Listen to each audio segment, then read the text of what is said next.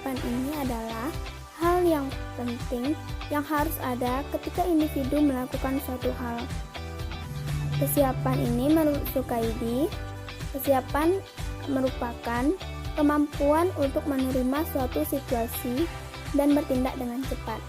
Dengan begitu, individu itu bisa dikatakan ia siap menghadapi suatu hal ketika ia itu mampu untuk merespon stimulus dengan cepat dan tepat.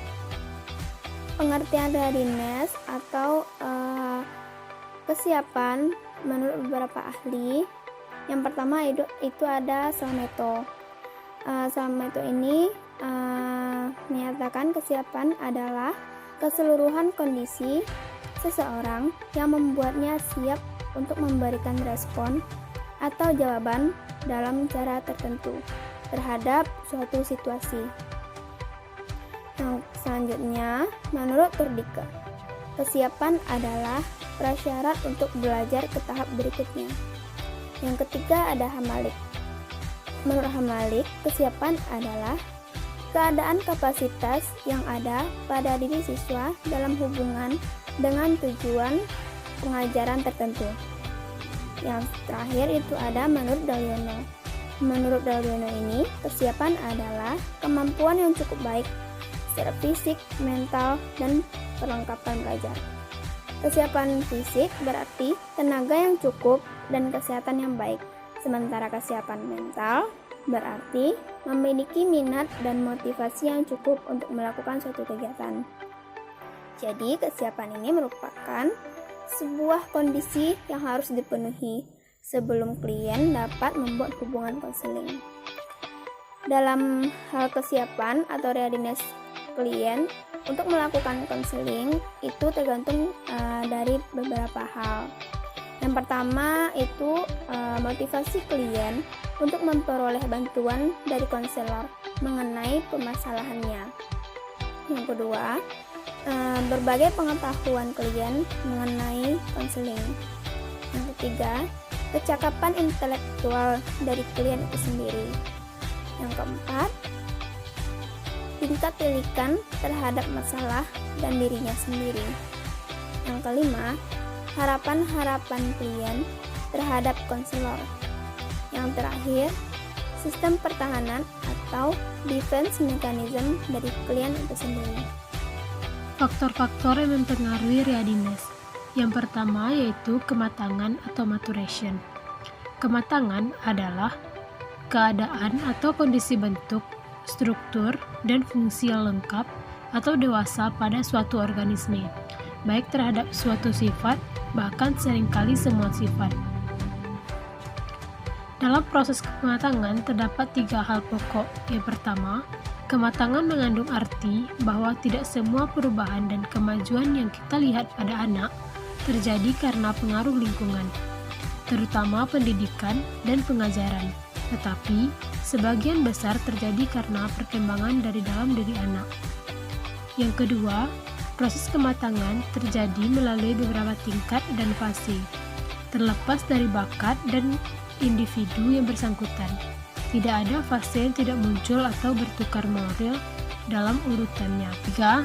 Sebagian besar dari proses perkembangan psikis pada anak hendak dipandang sebagai suatu kerjasama atau kompleks antara kematangan batiniah dan hasil belajar yang diberikan oleh lingkungannya. Yang kedua yaitu pengalaman. Pengalaman adalah kejadian yang pernah dialami atau dijalani, dirasai, ditanggung, baik yang sudah lama atau baru saja terjadi. Sebelum seseorang dapat mengerjakan suatu tugas yang kompleks, ia harus dahulu mempunyai kecakapan dasar. Misalnya, bila seorang anak belum mempunyai readiness untuk membaca, maka dia tentu belum dapat membaca sesuatu. Jika seorang murid belum memiliki pengalaman, maka sukar menelaah materi yang disampaikan oleh gurunya dengan memiliki pengetahuan yang banyak. Seorang murid juga perlu memiliki banyak pengalaman seperti ilmu, terapan, dan membaca buku. 3. Kesesuaian bahan dengan metode pengajaran atau subject and teaching method accordance. kalau kita bandingkan cara dan bahan pengajaran dengan kemampuan seseorang anak sejak lahir, maka dengan mudah kita dapat memilih metode apa sih yang digunakan agar siswa sesuai mendapatkan apa yang mereka inginkan. Dalam hal ini, kita harus melihat sejauh mana kesiapan seorang siswa dalam menerima pembelajaran.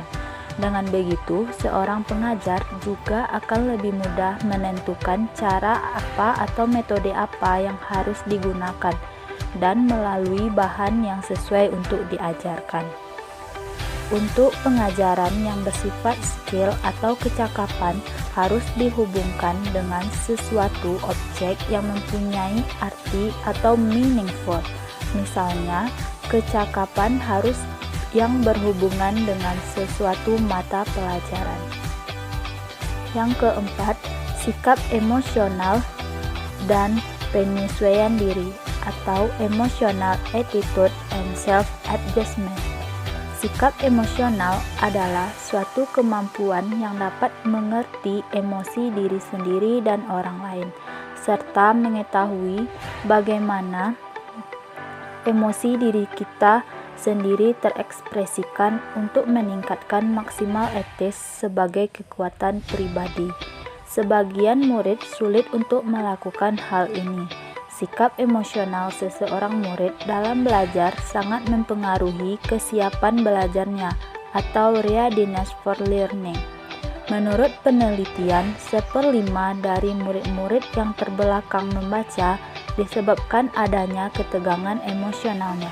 Ketegangan emosi atau emotional tension ini kerap kali merupakan sebab dan akibat dari kegagalan belajar anak.